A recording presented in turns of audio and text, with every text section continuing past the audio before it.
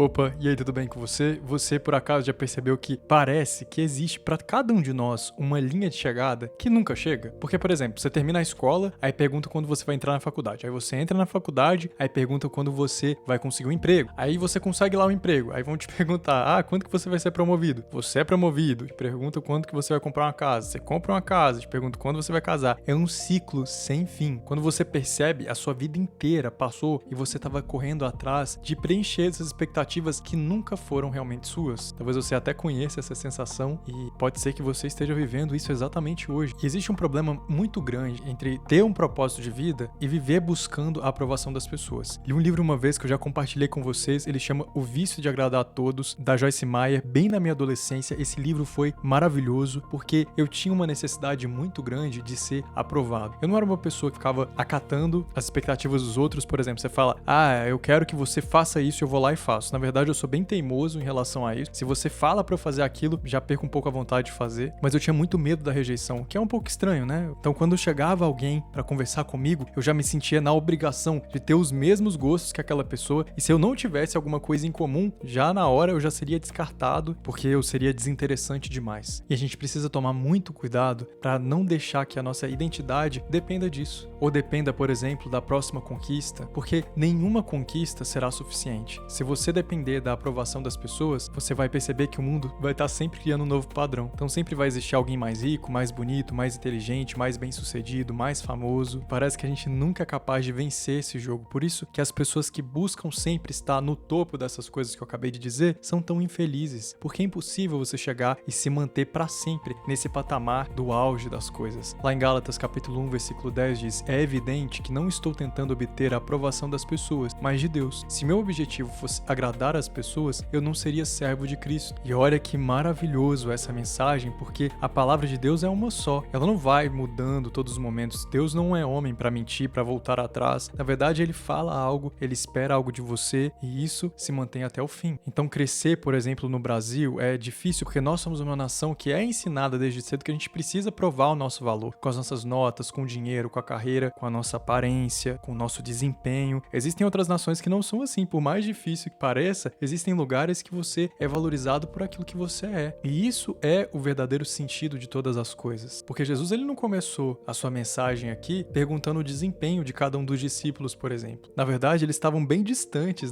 de alguém que poderia preencher esse cargo de ser discípulo de Deus. Ele começou oferecendo uma nova identidade. Antes dele fazer milagres, antes do ministério público, o Pai já tinha declarado quem Jesus era. E era maravilhoso ver aquele Cristo andando entre as pessoas, sendo acusado de diversas coisas e se mantendo firme na identidade que Deus tinha determinado para ele. E a partir disso, de ser uma pessoa, sabendo quem ele realmente era 100%, ele começou a atrair pessoas que estavam perdidas em suas identidades, que precisavam de acompanhamento, mas que escolheram se render a alguém autêntico, que verdadeiramente sabia o que estava fazendo. E é isso que nós fazemos quando nós aceitamos a Cristo. A gente reconhece que a gente não sabe muito bem o que a gente está fazendo. A gente reconhece que a gente não quer ficar lutando sempre para chegar nessa linha de chegada infinita que nunca acaba e que a gente quer ter paz e desfrutar dessa nova identidade. Ser autêntico, 100% autêntico ao lado de Deus. E o peso das expectativas, ela rouba a nossa paz, porque a gente vive olhando pra frente. Então, quando você vai conseguir conquistar aquilo? Quando você chegar naquele lugar, finalmente você vai descansar. Mas o descanso, desse jeito, ele nunca chega, porque sempre vai ter uma nova meta. Então, hoje você pode estar muito cansado, não porque você trabalhou demais, mas porque você passou muito tempo tentando provar que merece, por exemplo, existir, que merece ser amado, que merece ser respeitado. Em Mateus, no capítulo 11, do versículo 28 ao 30, diz: venham a mim, todos vocês que estão cansados e sobrecarregados, e eu lhes darei descanso. Tomem sobre vocês o meu jugo, deixem que eu lhes ensine, pois sou manso e humilde de coração, e encontrarão descanso para a alma. Meu jugo é fácil de carregar e o peso que lhes dou é leve. E enquanto a comparação vai sempre dizendo assim, você ainda não chegou, o evangelho diz, você já é amado. A comparação, ela vai produzir em você ansiedade, mas a graça de Deus produz dentro do nosso coração descanso. Você não precisa provar a Deus, por exemplo, que merece amor. Na cruz, Cristo já declarou o quanto você vale. Então, se você está carregando nas suas suas costas uma lista muito grande de expectativas da sua família, da sociedade, dos amigos, das redes sociais, ou a mais pesada de todas, que é a expectativa que você mesmo colocou sobre si, eu quero deixar uma pergunta no seu coração. Se ninguém mais estivesse olhando, se ninguém mais estivesse comparando, se ninguém mais estivesse te cobrando, você ainda estaria correndo nessa mesma corrida? Eu quero que hoje você entenda que existe uma liberdade extraordinária quando você entende que o seu valor não tá no que você conquista, o seu valor tá em quem te criou, na identidade que ele te deu. Então hoje eu quero te fazer um convite para você parar de viver tentando impressionar o mundo inteiro para começar finalmente a caminhar com Deus